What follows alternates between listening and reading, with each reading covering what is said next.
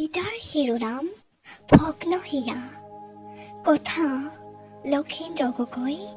পাঠ কৰিছে হিয়াশ্ৰী শিৱমে। ভগ্ন হিয়া।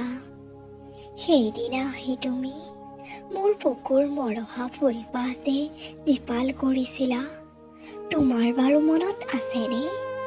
তুমি বাৰু আকৌ কিয় সেই সুগন্ধি ফুলপাহ মৰহাই থৈ গুচি গলা? হাঁহি মুখে আহিছিলা তুমি, মোক ভগ্ন হিয়া আৰু এসাগৰ চকু পানী দি পুনৰ হাঁহি হাঁহিয়েই গুচি গলা।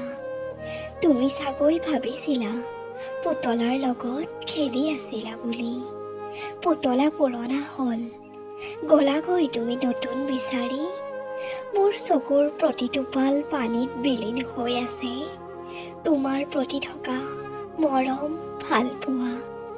কেনেকৈ পাহৰো তুমিয়েই কোৱা?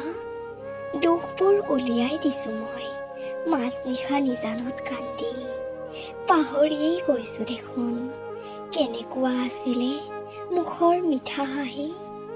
যিয়েই নহওক তুমি সুখত থাকা, মই তোমাৰ সুখতেই সুখী হ'ম।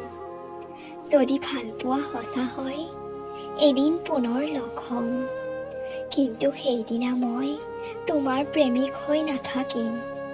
ভগ্ন হিয়ালৈ পাগল ৰূপত অথবা শ্মশানৰ ছাইৰ লগত বিলীন হৈ থাকিম।